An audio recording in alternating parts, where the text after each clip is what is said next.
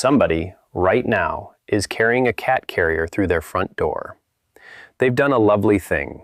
They've saved an animal from a shelter, and they're about to open that carrier in the middle of the living room where their existing cat is sitting. Because somebody told them, cats work it out. Here's what actually happens. They don't.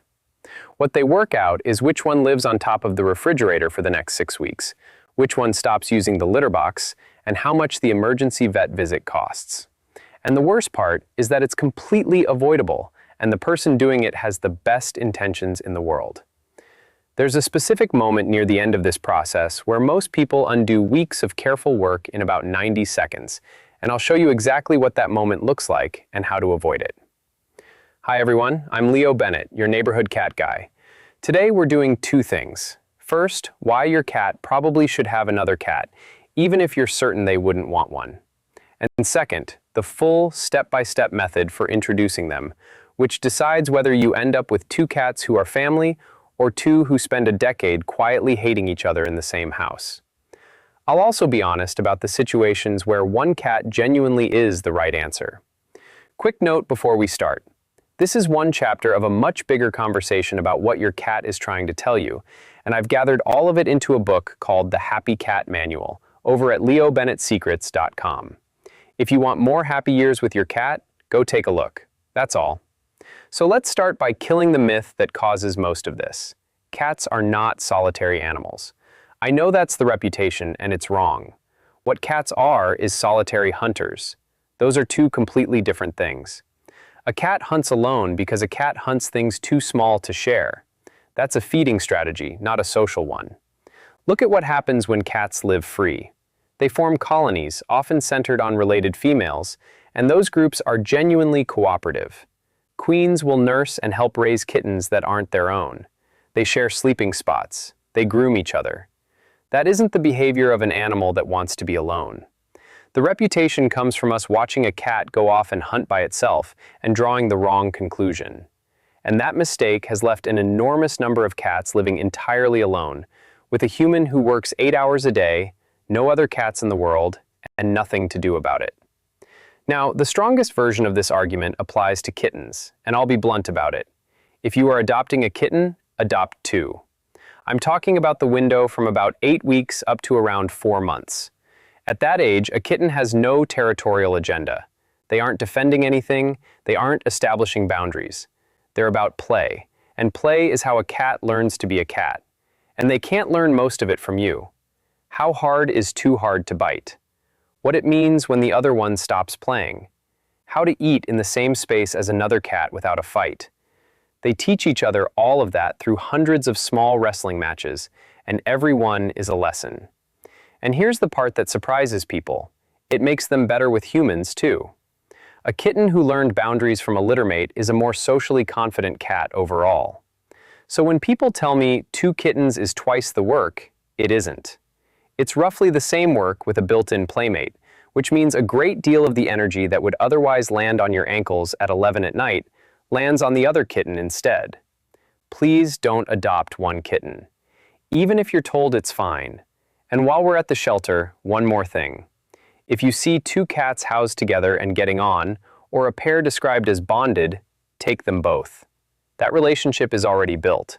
All the work I'm about to describe has already been done for you by the cats themselves, and each one arrives with an anchor. New house, new smells, new humans, and a familiar cat right there confirming everything is survivable. That transition is dramatically easier than doing it alone. Now let's talk about choosing, because if you have an adult cat at home, the choice matters enormously. And let me clear something up first. Once cats are spayed and neutered, the whole business of matching male to male or female to female is, in my experience, largely irrelevant. It isn't the variable people think it is. What matters is energy and personality. Energy first, and this is the most common mistake I see.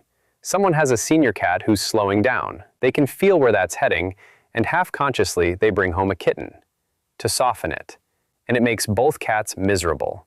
Your 14-year-old does not want a small maniac ricocheting off the furniture and pouncing on her arthritic hips, and the kitten wants a playmate who will wrestle back, and instead gets hissed at. Nobody gets what they need. So match energy to energy, senior with senior. If you've got a 6-month-old, look at something from kitten up to about a year. Then personality. If your cat is the confident one, the party host who greets visitors and owns every room, a slightly shyer newcomer is a great fit because your cat becomes a social bridge and shows them how to be brave. And it works in reverse. If your cat is the wallflower under the bed, a confident newcomer can teach them a great deal, though aim for somewhere in the middle rather than the loudest cat in the building. And now let me be fair about the exceptions, because I'm not going to pretend every cat wants company. There are 3. First, genuinely cat-intolerant cats. They exist. Some have a history you'll never know about, some just are that way, and forcing it is cruel. If you suspect that's your cat but aren't certain, the low-risk way to find out is to foster. Almost every rescue is desperate for foster homes, and it gives you a real answer with a real exit. Reputable rescues will also take a cat back if an adoption isn't working, and you should ask about that before you commit. Second, if your cat is elderly and unwell or in hospice, leave them in peace. The stress of an introduction isn't worth it at that point. And third, if you can't afford it, you can't afford it. Food, vet care, insurance, incidentals. That's a real constraint, and it doesn't make you a bad person. Right, so you've decided. Now here's how you actually do it, and I want you to understand the philosophy before the steps. Everything here is built on one idea. Your cats meet by scent first, then sound, then sight, and only then in person. And at every stage, the other cat has to predict something good. That's the whole method. You aren't introducing 2 cats, you're teaching each of them that the other one's presence reliably means the best moment of their day. So, preparation, before the new cat is anywhere near your house. Get your existing cat onto set meal times. If you're free feeding, stop now, because food is the entire currency of this process, and it's worthless if it's always available. Twice a day, 3 times a day, whatever suits you, but consistent. And build a routine more broadly, so the day has a rhythm and your cat knows roughly when things happen. Next, base camp. This is a room that belongs to the new cat and only the new cat. It needs everything: food, water, litter box, bed, blankets, a scratching post, and scent soakers, soft things they can rub and roll on so the room starts smelling like them. Because that's how a space becomes home for a cat.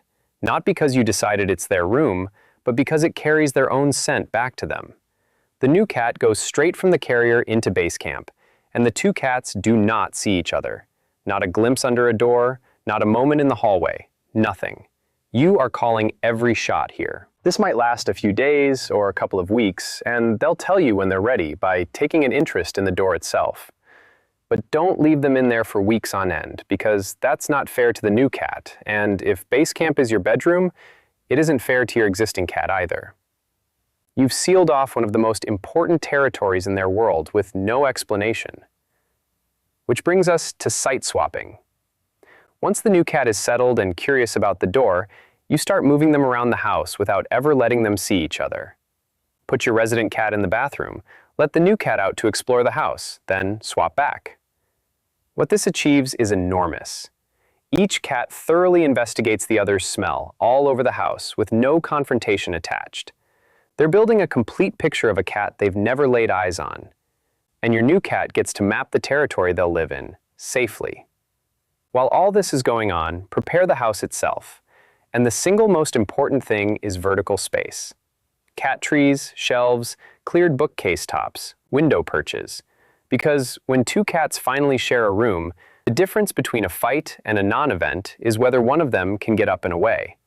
One goes high, one stays low, and now they have options that aren't confrontation. If they only have floor to compete over, someone gets cornered and someone gets ambushed. So build up. And 2 related things.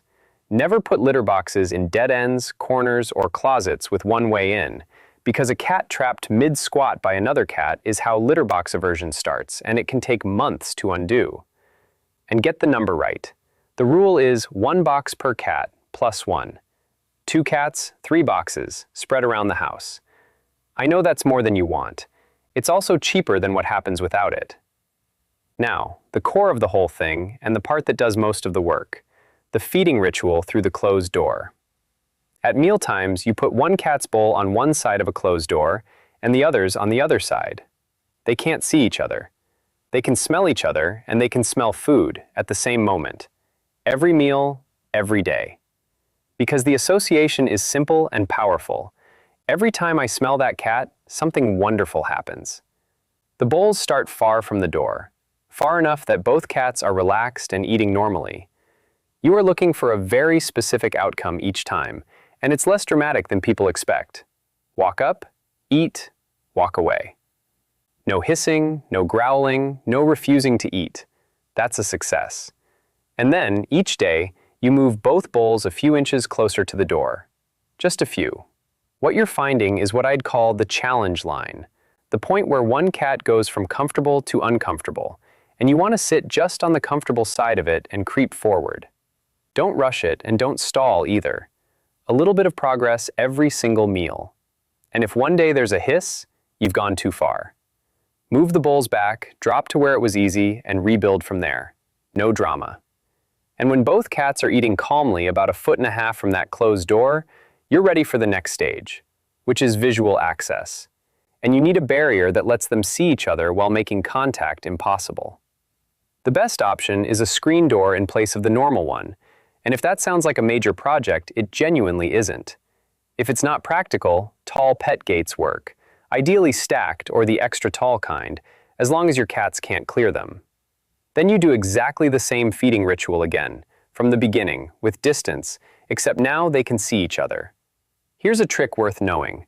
Drape a blanket over the barrier and lift it a little more each session.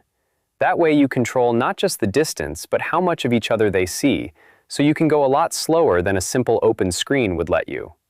Same rules apply. Walk up, eat, walk away, no reaction.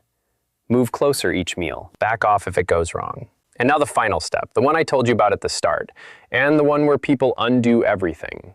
You remove the barrier. And the mistake, almost universally, is that people take the door away and then stand there watching to see what happens. Don't. Because here's what happens when two cats meet in an empty room with nothing to do. The other cat becomes the activity. Staring at them is something to do. Being offended by them is something to do. And a stare down turns into a throw down astonishingly fast. So do it at mealtime and give both cats a job. One person plays with the resident cat with a wand toy at one end of the room, moving the toy away from where the new cat is coming in. Another person brings the new cat in, already engaged with their own toy or treats. Both cats are busy, both are having a great time, and the other cat is simply present while good things happen. That's the whole trick. And it's the difference between a peaceful first meeting and a fight you'll spend 2 months undoing. Then feed them, at a distance, and end it. And here's the rule that matters most. End early and end well. If your first session lasts 3 minutes, wonderful. Stop at 3 minutes while everyone's happy. Do not let it run until it goes wrong. And watch for one specific signal, because it's your cue to finish immediately. If a cat loses interest in the toy and locks on to the other cat, that's the stare down starting. End it right there, calmly, separate them, and try again tomorrow. And if it does go wrong, if there's a chase or a scrap, break it up, separate them, and get back on the horse tomorrow. That's genuinely important, because if you stop after a bad session, that bad session is the last thing both cats remember about each other, and it hardens. You've spent weeks building positives. Don't let the final memory be a negative. One last thing, and it's about expectations, because this is where people get disheartened. You are picturing two cats curled up together on the couch like littermates. That may happen. It often does, eventually. It isn't the goal, and it isn't the measure of success. For the first stretch, the promised land is tolerance. Two cats existing calmly in the same room, ignoring each other, is a complete victory. Friendship, if it comes, gets built on top of that, once each cat has concluded the other isn't a threat and might even be useful. So don't read peaceful indifference as failure. That's the foundation. Keep stacking positives on it and see what grows. So there it is. Cats are not solitary, they're solitary hunters, and most of them do better with company than without. Adopt 2 kittens rather than 1. Take the bonded pair. Match energy first and personality second, and please don't hand a senior cat a kitten. And do it properly. Meal times, base camp, site swapping, vertical space, enough litter boxes, feeding through a closed door, then a screen, then a first meeting where both cats have something better to do than stare at each other. Weeks of patience for what might be 15 years of company. That's a good trade, and you'll have taken a cat out of a shelter to do it, which means a space opened up for another one. So tell me in the comments, how many cats do you have, and how did the introduction go? I want the horror stories as well as the success stories, because I suspect a few of you did the open the carrier and hope method and lived to regret it. Hit like, subscribe, and send this to somebody who's about to bring a second cat home. I'm Leo Bennett, and do it slowly. It's worth it.